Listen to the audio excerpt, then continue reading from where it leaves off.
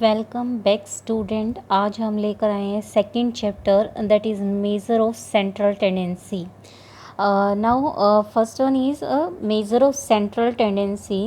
It represents the middle of the data set, a single value of the variable representing the entire data which describe the characteristic of the data. तो क्या कहते हैं, सबसे पहले आपका आता है एवरेज. एवरेज या फिर कहीं मेजर ऑफ सेंट्रल टेंडेंसी, इसका मीनिंग क्या होता है? एक सिंगल वैल्यू होती है जो पूरे के पूरे डाटा के कैरेक्टरिस्टिक को रिप्रेजेंट करती है. हम पूरे के पूरे डाटा सेट को एक सिंगल वैल्यू से रिप्रेजेंट कर सकते हैं, जिसे हम एवरेज कहेंगे, सेंटर कहेंगे, मेजर ऑफ सेंट्रल टेंडेंसी कहेंगे. अब ये जो सिंगल वैल्यू है जो कि पूरे के पूरे डाटा को कैरेक्टरिस्टिक को रिप्रेजेंट कर रही है, उसे रिप्रेजेंट करने के आपके 5 तरीके हैं. यानी सेंट्रल टेंडेंसी जो है 5 टाइप की होती है. दैट इज़ अर्थमेटिक मीन, आपने सुना होगा AM, geometric mean GM, harmonic mean HM and median and mode. तो आपके ये 5 टाइप हैं किसके? सेंट्रल टेंडेंसी के. आज हम इस लेक्चर में करेंगे अर्थमेटिक मीन. तो अर्थमेटिक मीन हमें पता है कि sum of all the values in the data and divided by the number of values. हमारे पास जिस चीज़ का डाटा आप कलेक्ट कर रहे हो, मान लो स्टूडेंट के मार्क्स कलेक्ट कर रहे हो, तो स्टूडेंट्स के कौन कौन से मार्क्स कलेक्ट किए हैं, उन सभी का एडिशन बाय में टोटल कितने मार्क्स हैं, मतलब टोटल कितने स्टूडेंट के मार्क्स हैं, सॉरी, तो टोटल कितने स्टूडेंट्स के मार्क्स हैं, इसको इससे डिवाइड कर देंगे. दैट इज़ आपका अर्थमेटिक मीन. स्मॉल एन हम यूज़ करेंगे अगर हम सैंपल की बात करें, और कैपिटल एन हम यूज़ करेंगे अगर हम पॉपुलेशन की बात करें. और एक्स बार जो है वो मीन डिनोट करेगा, लेकिन किसका? सैंपल का. और जो म्यू है ये स्पेशल नोटेशन है किसके लिए? पॉपुलेशन मीन के लिए. तो हमारे पास अगर हम इसको लिखें अर्थमेटिक मीन, इसकी जगह इस फॉर्मूले को हम लिखते हैं एक्स बार, तो यहाँ अंडरस्टूड होगा कि सैंपल का है. अगर हम लिखते हैं म्यू तो हमारे पास क्या हो जाएगा? ये पॉपुलेशन का होगा. तो अगर म्यू है तो यहाँ कैपिटल एन आ जाएगा, और एक्स बार है तो यहाँ पर क्या हो जाएगा? स्मॉल एन आ जाएगा. नाउ नेक्स्ट वन इज़, आप लोगों ने पहले भी इसके एग्जांपल्स देखे होंगे. जैसे कि ये है आपका एक डाटा सेट है जिसमें पहला नंबर है 52, 40, 70, 43, 75, 40, 48, 35, 65. ये स्टूडेंट्स के मार्क्स हैं आउट ऑफ 100. तो हमारे पास क्या होता है, जो मीन है वो हमें पता है कि क्या हो गया, इन सब का सम, दैट इज़ 52 + 40 + 70, 43 + 75 + 40 + 48 + 35 + 65 बाय में टोटल नंबर ऑफ स्टूडेंट. तो कितने स्टूडेंट के मार्क्स लिए हैं? 3 ही हो गए, 3 6 और 3 9. तो ऊपर जो सम करेंगे वो आ जाएगा 468, बाय में नंबर ऑफ स्टूडेंट हो गए 9. तो आपका अर्थमेटिक मीन हो गया 52. यानी ये सारे के सारे 52 के अराउंड लाई कर रहे हैं, यानी 52 इनके बीच में कहीं पड़ रहा है आपका जाके. तो सारा का सारा का गुच्छा जो है वो 52 के अराउंड बन रहा है. तो नेक्स्ट एग्जाम्पल है, the mean mark of 100 student was found to be 40. कहते हैं कि 100 स्टूडेंट हैं, उनका जो मीन मार्क्स हैं, मार्क्स का मीन जो है वो 40 है. Later on it was discovered that a score of 53 was misread as 83. Find the correct mean. तो क्वेश्चन में क्या कह रहे हैं, 100 स्टूडेंट्स के मार्क्स का डाटा कलेक्ट किया, और उनका जब अर्थमेटिक मीन देखा गया वो निकला 40. बाद में पता चला कि एक स्टूडेंट के मार्क्स गलती से 53 की जगह 83 पढ़ लिए गए. तो यानी ये गलत के अकॉर्डिंग जो है हमारे पास मीन दिया हुआ है 40. तो हमें सही मीन लेना है. सही मीन कब लेंगे? जब हम 83 मार्क्स की जगह कौन सा लेंगे, हमारे पास 53 लेंगे. तो हमारे पास क्या है, मान लो आपके 100 हैं, तो सपोज आपके ये हैं, ये मार्क्स हैं 100 स्टूडेंट के. पहले स्टूडेंट के x1 मार्क्स हैं, दूसरे के x2 और लास्ट वाले के कितने हैं x100। इसमें से कोई एक आपका क्या होगा 83, क्योंकि ये पहले मिस रीड किया गया था, गलती से रीड किया गया था, और गलत वाला जो मीन है वो कितना है 40 है। तो इसमें से जो गलत है वो मान लिया x1 ही गलत है, और x1 गलत है तो यानी x1 की वैल्यू कितनी होगी 83 होगी। तो हमें पता है कि अर्थमेटिक मीन कैसे निकालेंगे, x1 plus x2 plus x3 and so on x100 by में टोटल नंबर ऑफ स्टूडेंट। तो टोटल नंबर ऑफ स्टूडेंट कितने हैं 100 is equal to incorrect mean, क्योंकि हमारा 83 इनकरेक्ट है तो मीन भी इनकरेक्ट हो गया, यानी कितना हो गया 40 हो गया। तो इसको अगर हम उधर लेके जाएंगे आई थिंक ये बन गया 4000 बन गया, और अगर हम 83 को इधर लेके जाएंगे तो माइनस में 83 हो गया, आई थिंक 3917 हो गया। बाकी हम कैलकुलेशन चेक कर सकते हैं अगर गलत हो तो।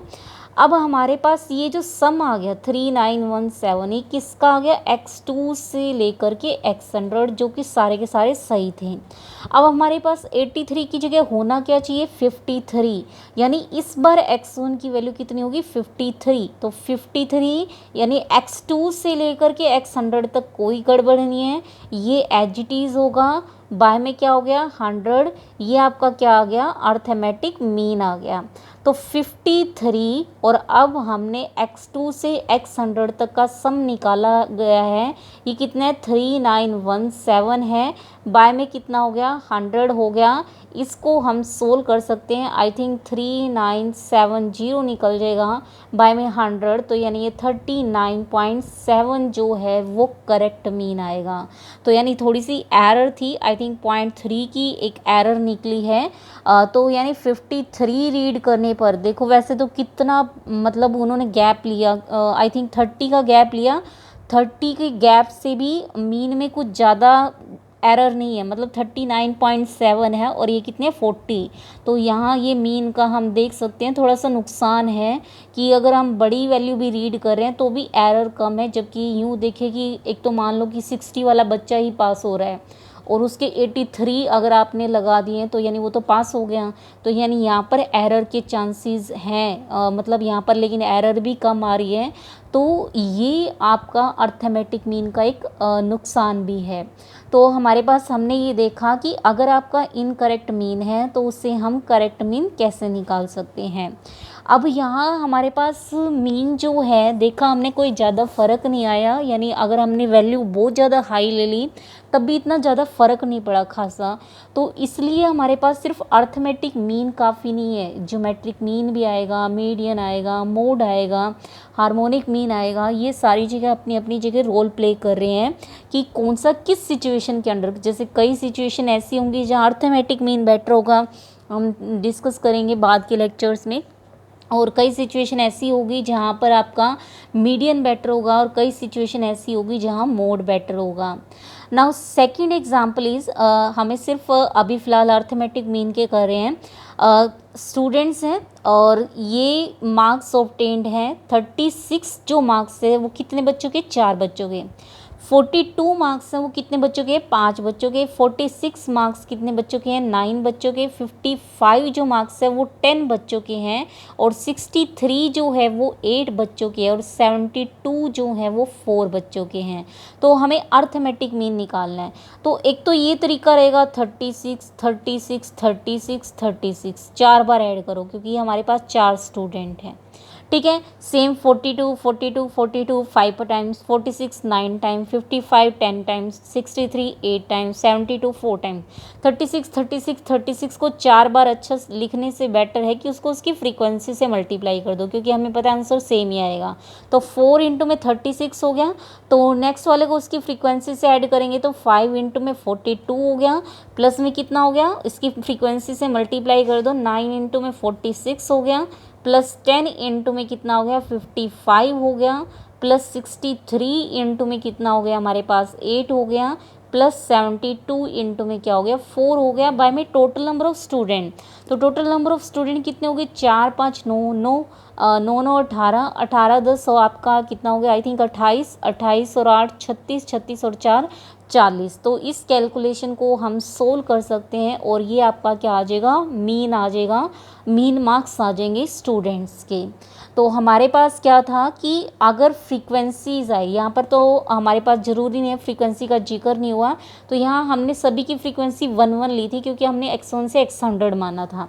तो यहाँ जब भी आपका फ्रीक्वेंसी के साथ हो तो आप क्या करोगे, fi इंटू में xi बाय में क्या हो जाएगा, समेशन fi।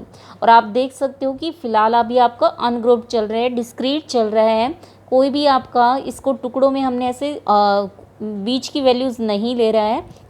तो हमारे पास अनग्रुप्ड में आप ऐसे भी कर सकते हो, fi xi बाय में fi अगर फ्रीक्वेंसी है, या फिर सारे डाटा को ऐड करो बाय में टोटल नंबर ऑफ स्टूडेंट करो, आपकी मर्जी कैसे भी करो। Now next one is continuous आ गया है। 0 से 10 के बीच में स्टूडेंट्स के मार्क्स, कितने स्टूडेंट के मार्क्स है, 4। ऐसा भी हो सकता है कि किसी बच्चे के हो सकता है 0 हो जाए, हो सकता है कि किसी का हाफ हो, किसी के 2.5 हो, किसी के 3.5 हो सकता है कि किसी के 7 हो, किसी के 8 हो। अब बस इतना बता रखा है कि 0 से 10 के बीच में 4 बच्चों के मार्क्स आ रहे हैं, और 10 से 20 के बीच में 7 बच्चों के मार्क्स आ रहे हैं, और 20 से 30 के बीच में आपके आ रहे हैं 15 बच्चों के मार्क्स, और 30 से 40 के बीच में आ रहे हैं 8 स्टूडेंट के मार्क्स, और 40 से 50 जो है वो 3 स्टूडेंट के मार्क्स, और 50 से 60 क्या है, 3 स्टूडेंट के मार्क्स हैं। तो क्या कह रहे हैं, अब आप अर्थमेटिक मीन निकालो। पिछले क्वेश्चन में तो क्या था, हमें x दिया हुआ था, हमें एग्जैक्ट वैल्यू पता थी मार्क्स की कि 45 है या 48 है। अब हमें एग्जैक्ट वैल्यू नहीं पता है कि मार्क्स की एग्जैक्ट वैल्यू क्या है। 0 से 10 के बीच में तो बहुत सारी नंबर्स हो सकते हैं, इनफाइनाइट नंबर हो सकते हैं, तो उनमें से कौन सा नंबर लेंगे, तो हमारे पास सबसे बड़ी दिक्कत ये है। तो हमें पता है कि जब भी हमारे पास इतनी बड़ी प्रॉब्लम हो कि हम कंफ्यूज हों, 0 से 10 के बीच में इनफाइनाइट नंबर है, तो हम एग्जैक्ट वैल्यू कौन सी लें। तो क्या होगा, x आपको यहाँ पर कंफ्यूज करे कि आपको x की वैल्यू क्या लेनी है। तो x की अगर वैल्यू लेनी है तो इनका भी फर्दर क्या है, अर्थमेटिक मीन ले रहे हैं आपको। तो यानी 0 से 10 का अपर और लोअर लिमिट का अर्थमेटिक मीन लेना है। तो हमारे पास 10 + 0 10 बाय में 2 कितना हो गया, हमारे पास 5 आ गया। ठीक है, सेम हमारे पास 10 और 20 का लेना है, आई थिंक आपका 15 आ गया, सेम 25, और फिर आ गया 35, और फिर आ गया 45, और फिर आ गया आपका 55। ये आपका एक्सरसाइज हो गया। मतलब हम मान के चल रहे हैं कि उन 4 स्टूडेंट के मार्क्स के हैं 5 5 हैं, मतलब पहला स्टूडेंट के भी मार्क्स 5, x2 के भी 5, x3 के भी 5, और x4 के भी 5।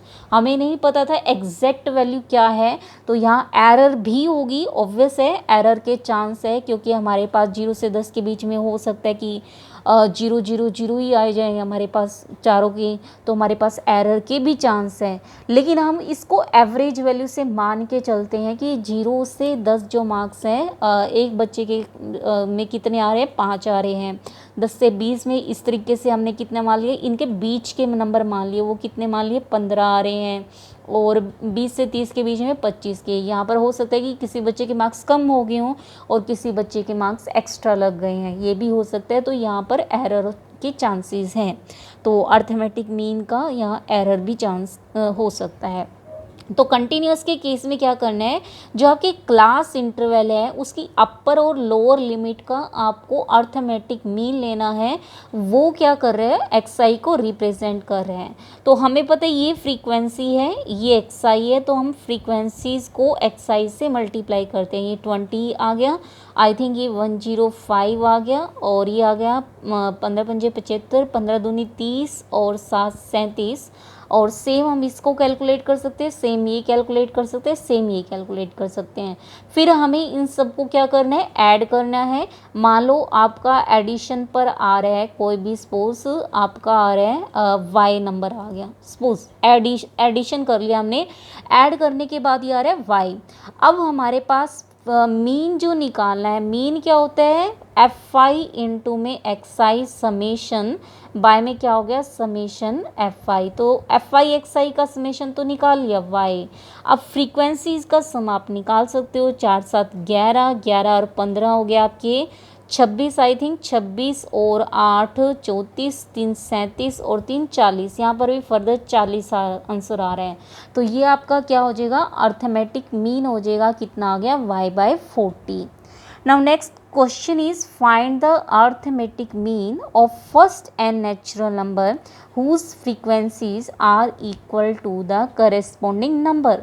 मतलब कहते हैं कि आपको पहले n नेचुरल नंबर्स का मीन निकालना है, लेकिन उनकी फ्रीक्वेंसी उतनी है जितना वो नंबर है। जैसे कि 1 की फ्रीक्वेंसी कितनी होगी, जितना वो नंबर है, यानी 1। 2 की फ्रीक्वेंसी 2, 3 की फ्रीक्वेंसी 3, 4 की फ्रीक्वेंसी 4, 5 की फ्रीक्वेंसी 5 एंड सो ऑन। तो हमारे पास हमें ये पता है कि मीन जो है आपका हो गया fi(xi) बाय में क्या हो गया समीशन fi। अब हमें पता है कि 1 की फ्रीक्वेंसी होगी 1, एक्साइज हमें पता है कि नेचुरल नंबर लेने हैं 1 से लेके n तक। तो नेक्स्ट आपका डाटा कौन सा है 2, और उसकी फ्रीक्वेंसी उतनी है जितना वो नंबर है। नेक्स्ट हमारे पास क्या है 3, फ्रीक्वेंसी उतनी है 3। नेक्स्ट हो गया आपका 4 × 4 एंड सो लास्ट हो गया n × n। बाय में total number of element, total number of element हमें पता है कि कितने लेने हैं, n लेने हैं। तो ये nothing but 1 square, 2 square, 3 square, n square, ये क्या बन गया n स्क्वायर बाय में n बन गया है हमारे पास। तो हमने इसका फॉर्मूला देखा था, I think I am not sure, n आप चेक कर सकते हो, n × 2n + 1 n × n + 1 bye में 6 होता है, एग्जैक्ट मुझे याद नहीं है, बाकी आप चेक कर सकते हो। तो ये कितना हो गया, इंटू में n हो गया, n से n कट गया, तो हमारे पास ये क्या हो गया, इसका अर्थमेटिक मीन आ गया है, जिसकी फ्रीक्वेंसी उतनी है जितना वो नंबर है। तो आज हमने थोड़े बहुत एग्जाम्पल देखे हैं अर्थमेटिक मीन के, और हमने सिंपल तरीके से मीन निकाला है। कल हम देखेंगे स्टेप डेविएशन से मीन कैसे निकालना है, स्टेप डेविएशन कब यूज़ होगा, और या फिर आपने यहाँ नोट किया हो, आपने किसका काम किया, एक्सक्लूसिव सीरीज़ का काम किया है। कल हम कुछ इंक्लूसिव सीरीज़ के एग्जाम्पल देखेंगे, और फिर हम देखेंगे कि कोई 2 ग्रुप हो, उन्हें कंबाइन मीन निकालना है, तो वो कैसे निकालेंगे। तो कल हम ये सब काम करेंगे। तो आज हमारा इतना है कि हमने सिंपल अर्थमेटिक मीन निकालना सीखा है। तो थैंक यू स्टूडेंट्स।